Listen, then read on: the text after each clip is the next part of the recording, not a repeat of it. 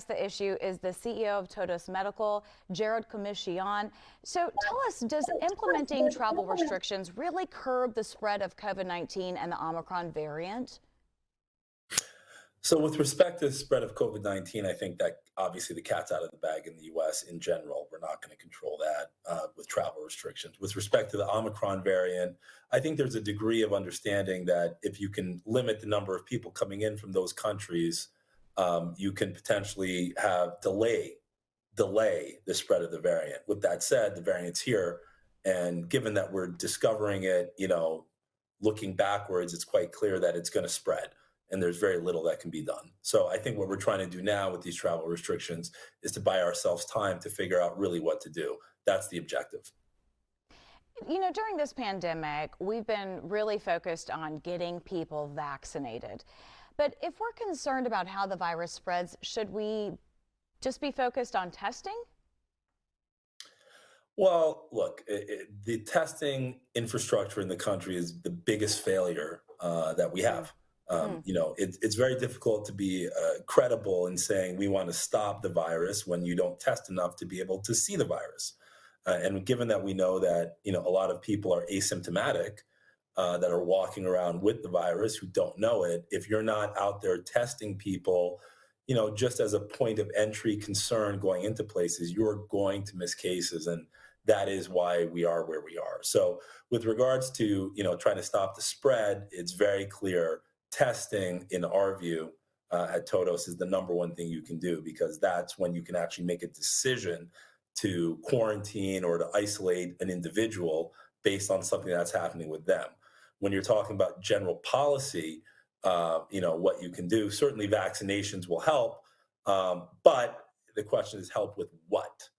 So right now, we've gone from vaccinations protect against infection, which they can do, but not anywhere near as much as originally thought. Really, the vaccines are good at protecting from hospitalization and death, and the jury is still out with regards to whether or not the vaccines protect against long COVID. So all things being equal, it's better to be vaccinated than unvaccinated. That's for sure. You're going to have better outcomes. But if, for example, you have had previous COVID, right now we still don't recognize, the protection that provides. So, there are a number of issues with regard to our vaccination policies that need to be updated.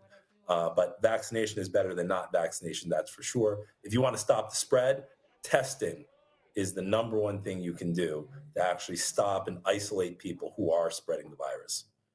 And, just new within the last couple of weeks, this Omicron variant is now the new variant that we're talking about. Should we just expect that this is just the way things are, that we're going to continuously get new variants of this thing? And do we think that the pandemic is going to be around a lot longer than previously predicted? So if we continue to do what we've been doing, then we will continue to get what we've gotten. So I think, that's true in many walks of life, and that is definitely true here with COVID. It's my view that, we need to stop playing defense and we need to start playing some offense, and we need to go after this virus. And that starts with antivirals. So, we're developing an antiviral called Tolovir here at Todos. It's a 3-cell protease inhibitor, which is protease inhibitors are known to be particularly effective against viruses. For example, HIV was controlled with protease inhibitors. Pfizer's compound that showed very strong promise against COVID-19 is a protease inhibitor in the same class as ours.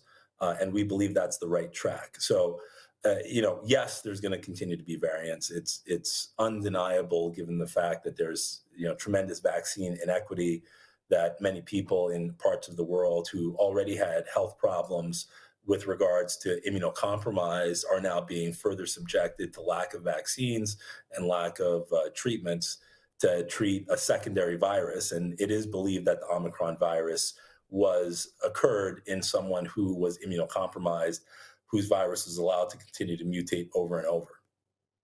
With that said, we know what works. Protease inhibitors work. And if you want to stop the spread and you want to kill this virus, the thing to do is to make protease inhibitors broadly available. The only thing that is required for these really to work, like every other disease known to man, is you have to find the people early in the time course. So we need to dramatically ramp up our testing infrastructure. We need to dramatically ramp up our neutralizing antibody testing infrastructure to see where, in fact, people actually have immunity. Because you want to focus your resources, given just how dispersed and how difficult it has been to actually focus on any individual thing. We want to go to where the problems are, and the problems are where people don't have immunity. So we need to be testing people for immunity. We need to understand what immunity levels are in the community. And then we need to be focusing and targeting our resources to go after those areas. And particularly, those are going to be the areas that have spread. We know, for example, we've heard a lot about, Democrats saying, hey, this is really a Republican problem in Republican states. That's where, the disease is spreading when people are dying.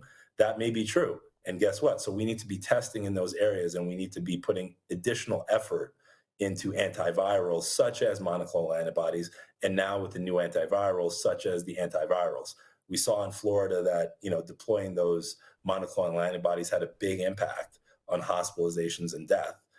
We know that there's going to be a lot more people that start to get infected with Omicron because previous infection we're finding in South Africa doesn't provide a level of immunity from infection. Vaccination, based on what we've seen from the Netherlands, doesn't seem to provide a lot of protection from infection. So people are going to get infected. Given that they're going to get infected, we now need to treat them. You get sick, you take a pill. That is the way it is with virtually every other disease that we have that's an infectious disease, and that's the way it needs to be with COVID. Well, CEO of Todos Medical, Gerald Commissiong, thank you so much for being with us here on BNC.